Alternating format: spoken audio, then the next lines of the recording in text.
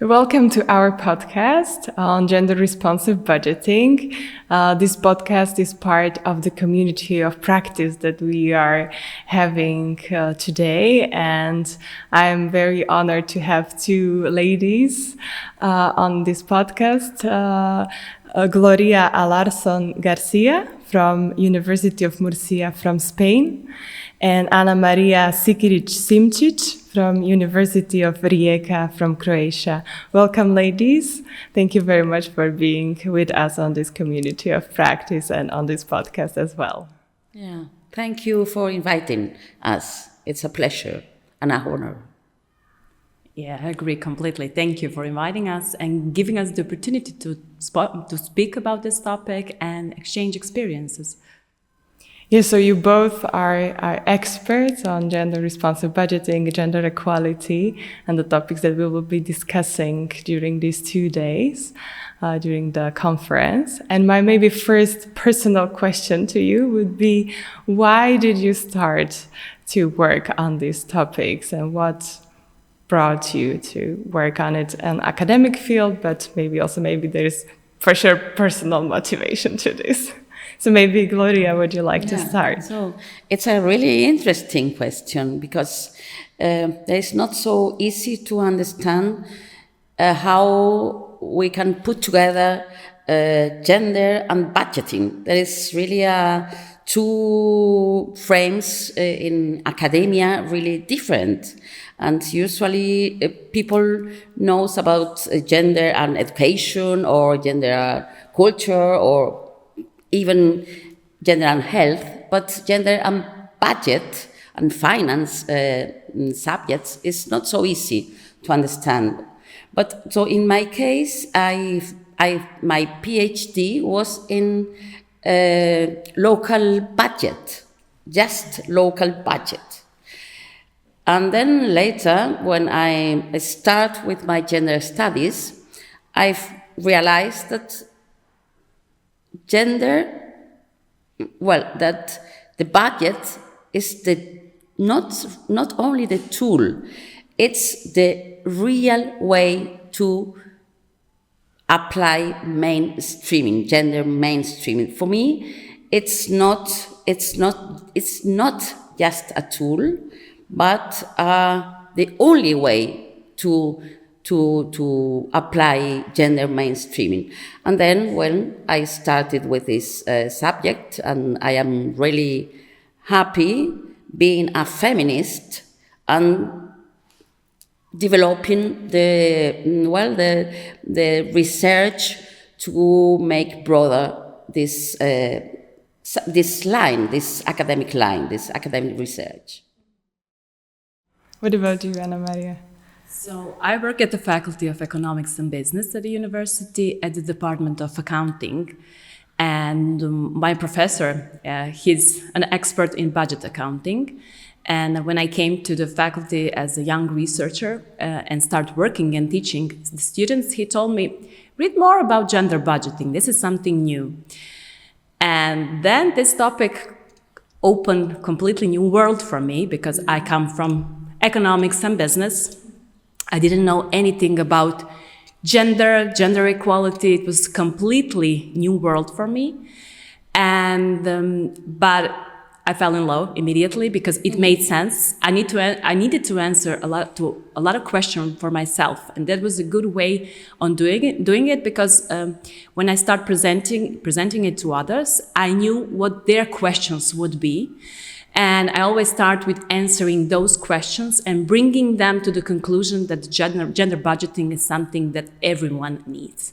So the function of the budget is to provide minimal living conditions for everyone and to fulfill public needs of everyone. So we need to think that it needs to fulfill different needs of men and women.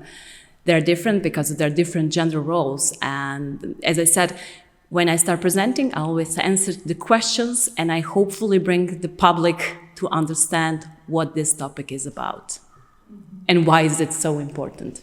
Yeah, exactly. And it's not only about men and women, because usually there is this immediately when people hear gender budgeting, it's something about women and, very kind of also generalizing the concept, but it's also about other minorities, youth, elderly people. So really understanding the needs of the local communities. And Gloria, you mentioned also that you worked on the local budget and this very local and grassroots level. So how do you see maybe the connection between the academic field and the local level, maybe working with municipalities? There is sometimes a gap.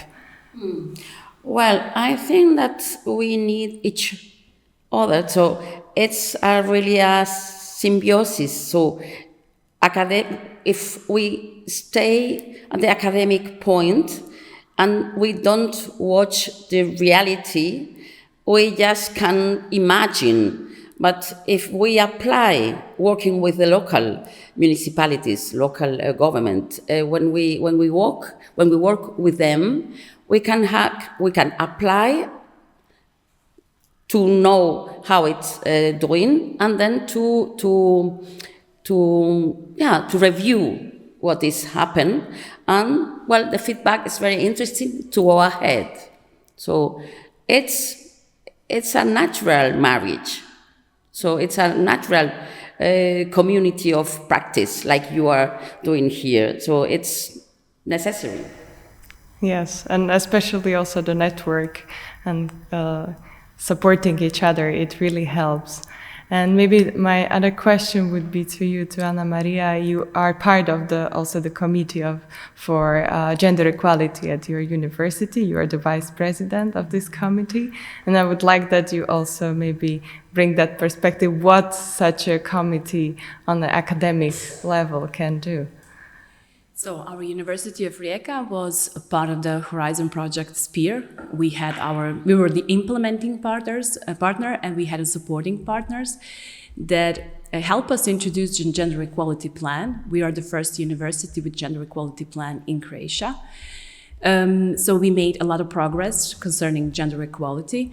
Based on this gender equality plan, we have funded gender equality committee at our university. It's really busy body, I would say. We are doing a lot of different things.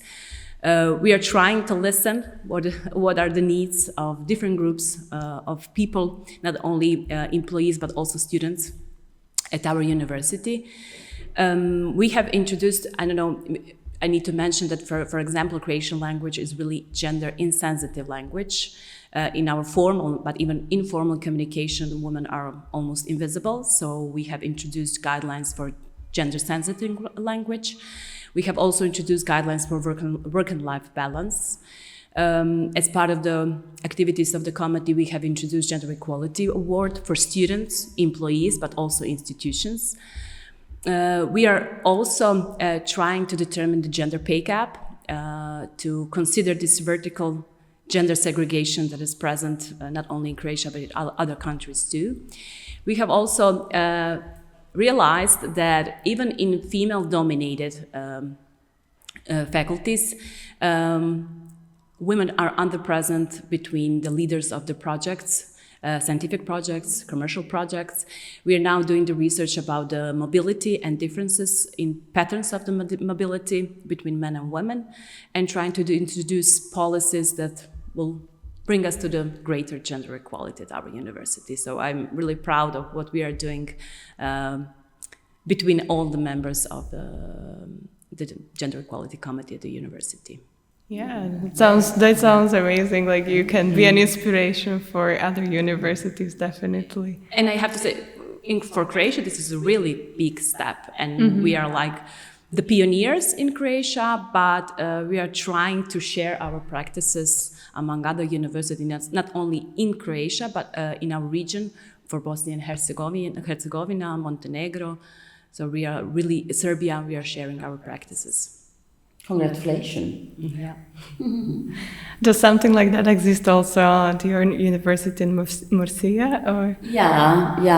Yes. I don't belong to this committee, but we have many programs between. There is a network, a university network, to share good practice in gender policies at the university. So I don't know really what they are doing, but I know they are making a lot of things about that. But, I want to, if not, I don't know if it is a question, but I would like to tell you something. For me, when we are talking about gender budgeting, so that is my point of view, we are talking about democracy, we are talking about justice, we are talking about dignity, we are talking about well-being, and it's a really huge word that, gender budgeting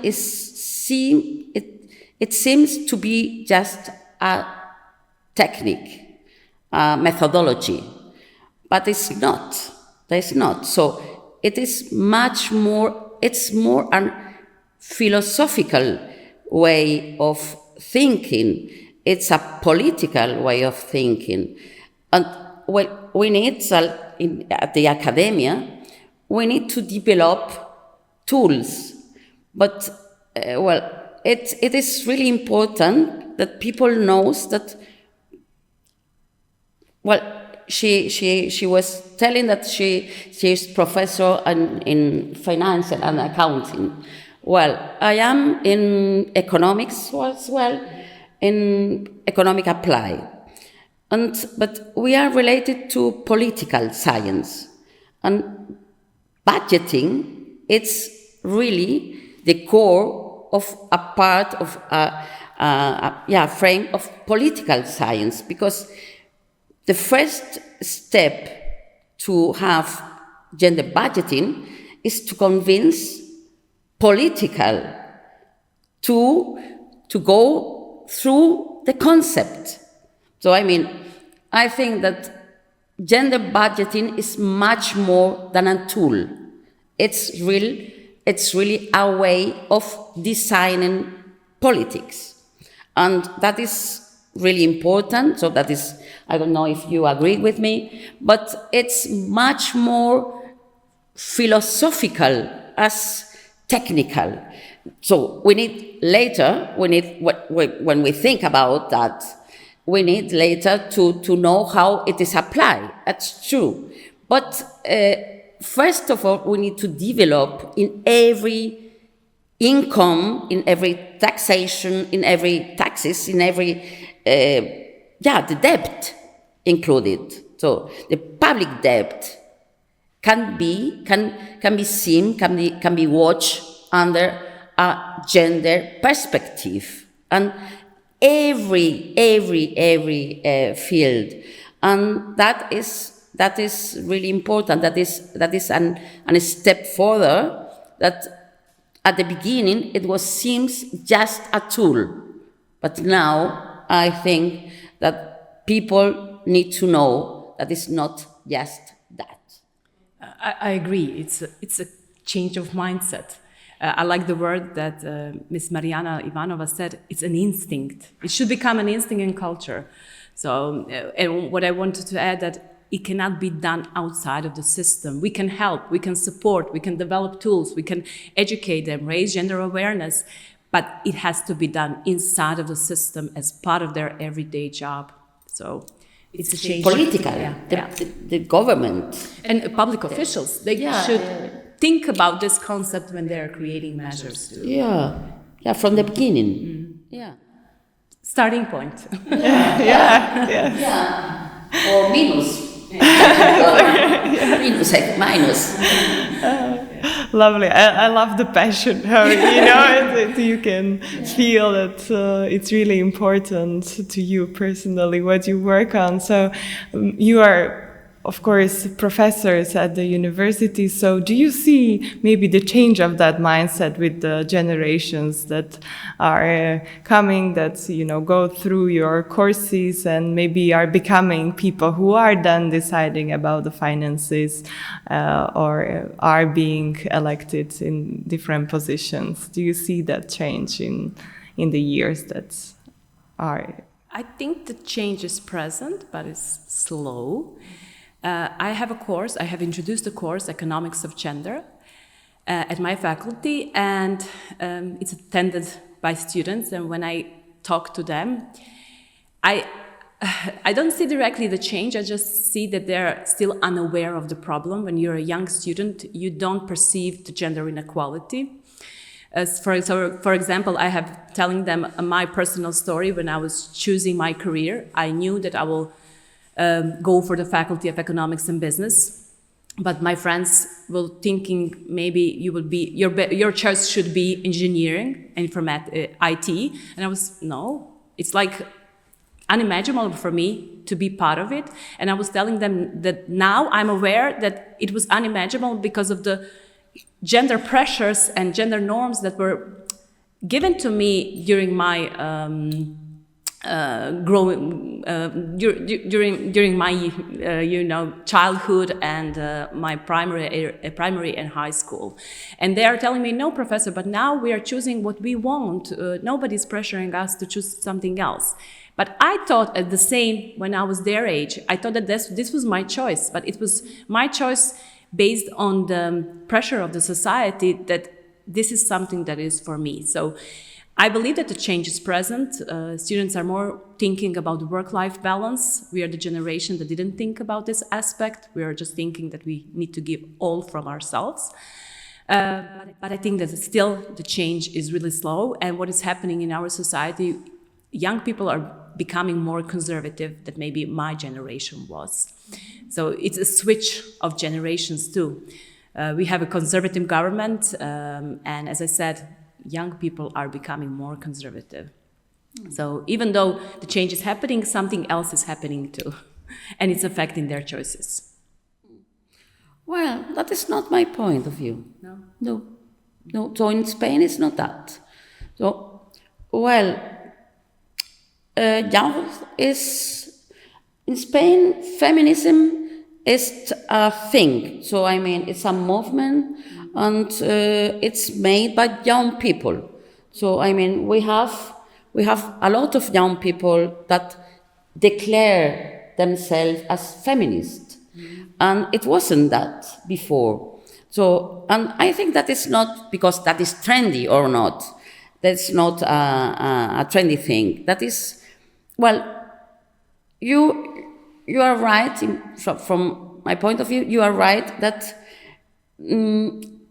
women realize that they don't have the same place when they go to the labor market, for example, and then, well, our students are not, so they are still at the university. But, well, I think that there is some awareness that a lot of rights can be lost. And then that is the reason why they are feminist. And added to that, I am seeing that there are more men that are join these women, this young women. So, well, I am not so optimist, but not so pessimist as you are. And at the same time, I think that we have a real thing to do, and it's to put in our ordinary lessons concept about gender equality. So that is the mainstreaming. So I teach, for example, I teach fiscal law, fiscal economy, so fiscal system.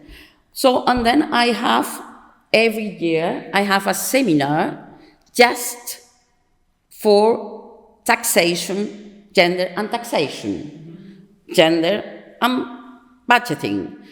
And well, there are a lot of works at the end of the degree that are made about this subject. So, I mean, we need to teach our students to improve, to make examples at the room class just about gender and to talk about feminism. And well, I think that make people more aware about that gender equality is still a target. I agree that young people are becoming more vocal than we were, but both of the groups, the anti-gender and gender groups, are being vocal, so we can see that they're openly discussing different topics.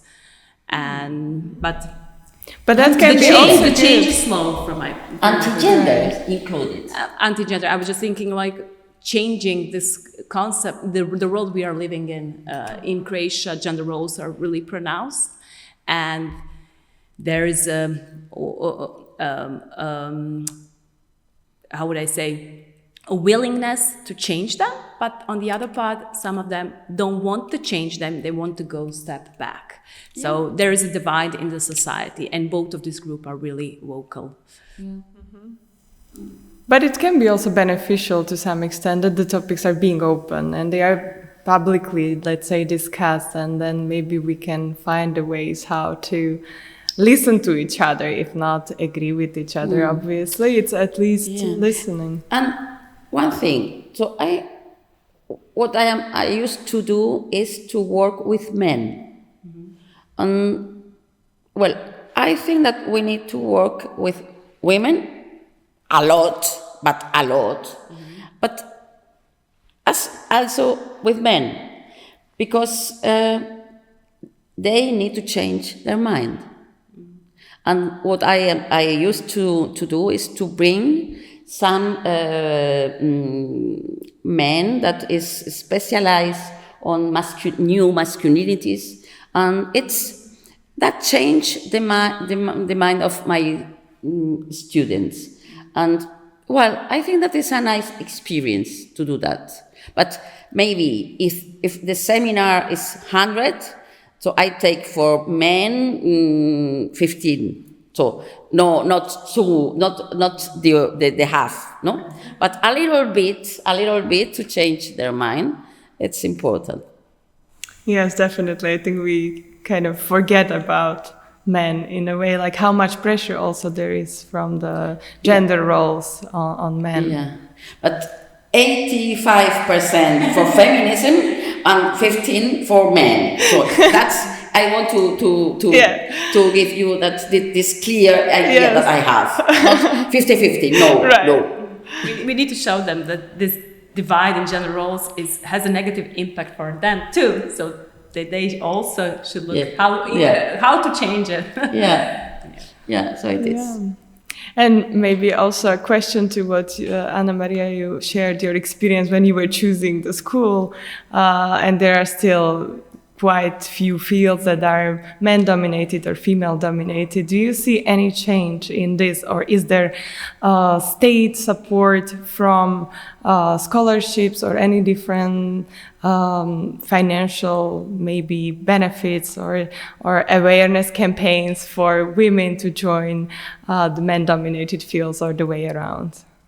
I see the change, but it's not the result of any policy from the government in a way that they're encouraging young people to choose the occupation that is in which they are by sex underpresent. But the change is happening. What is interesting, I was at our university, when you look at the student population, you still see that there are female-dominated occupations and male-dominated occupations, but sometimes in a male-dominated occupation, when we look at the staff, teaching staff, we can see that most of them are women, even though it's a male-dominated occupation. And we were discussing why is this like that. It's because, let's say, IT sector on the market, they have bigger salaries, they have better opportunities maybe. So they choose to go on the market, while women have more security to stay at the university, even though the salary is a little bit lower. But now, even in this field, the culture is changing. So men are also now have a pattern to stay at the university. But previously, in previous year, in male-dominated occupations, only women stayed at the university as a teaching professor because of those reasons. And also, being at the university allows you better work and life balance in some periods of life. So this is a good career for a woman. It is perceived by men and women. But as I said, it's really interesting. Even though the changes are happening, and the way that maybe we should go to encourage young students to choose the occupations that they don't perceive as theirs is to maybe give them lower scholarships for those occupations, and to encourage to have better gender balance in all the occupations, because this horizontal gender segregation is then reflected on the labor market, as we can see that female-dominated sectors are underpaid in comparison with the male-dominated, and there is a need for a change, definitely. How is it in Spain? Well, so in Spain at the university, I don't know if there are more women than men, for example. If they stay there, I don't know. I have no. You have the data for that, so you can explain very, very clear, very nice. So what is in Spain is that the high position are dominated at the university, are dominated by men. That is true. That is true. But well, I think that in Spain, is more at the local government or regional government where women goes. Yeah, I would say that. Public sector. Yeah. I think so. I could say that. Where we got the data when we were trying to determine the gender pay gap at the university. So on the faculties, for example, for construction, they realized that women have higher salaries than their male colleagues. Yeah. And this was the explanation, because in this previous generation, most of the women stayed at the university. Mm-hmm. And now the change is happening, and those women that stayed at the university now are on a high position. They're full professors and they have higher salaries than the young assistants. So this is why the gender pay gap goes on the side of women. No. When you look at the market, the situation is a little bit. No. So in Spain, we cannot say that. So in Spain, so women at the university, they have lower salaries than men, but in every time. So yeah. Now, this is for the faculty of construction, but for example, the faculty of economics and business, the situation is not like that. Men have higher salaries than average higher salary than women. So it depends on the sector. For us, in every faculty, there is no at the construction there is no women at all. But not in the past, not in the present. Mm-hmm. No, there's not. So.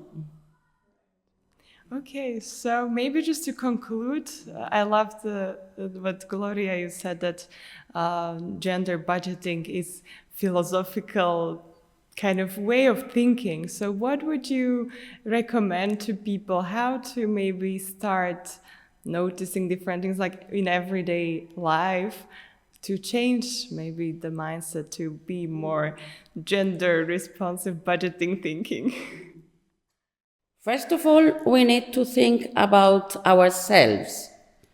So I like very much the word, the personal is political.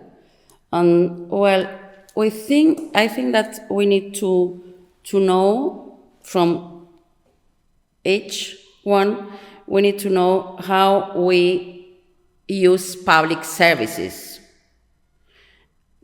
health, education, how much it costs for the public sector, and then realize it is the same that government, that the politician put in services that been used by women or men.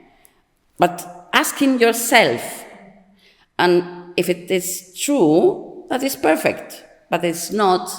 You need to go. You need to explain that you are not agree. And how do you explain that? You explain that by voting. So, I think that we need to be aware that we are paying taxes. That is necessary to pay taxes to have our well-being frame. Public well-being frame, but for that we need to know that this taxation is done to pay expenditure, and there we are men and women, and how it's divided.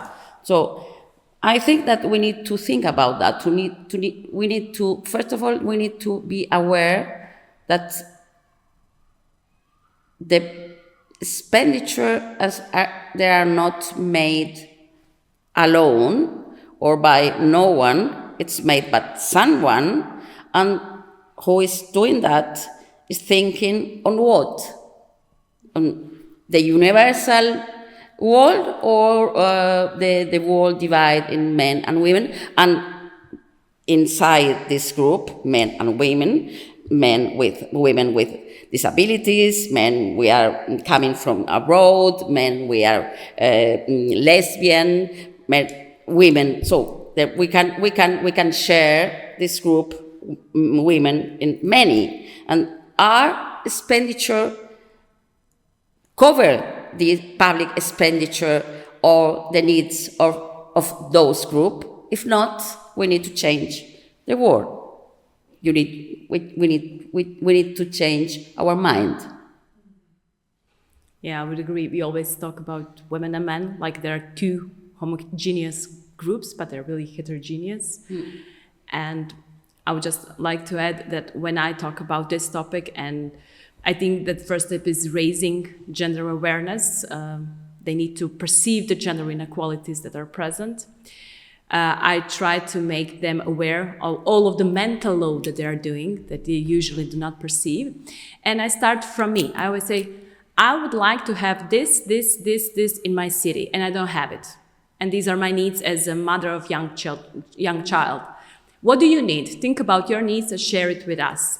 Then they start thinking, okay, these are the measures that do not require big spending or big amount of money, but can make a big change and inequality of life for them.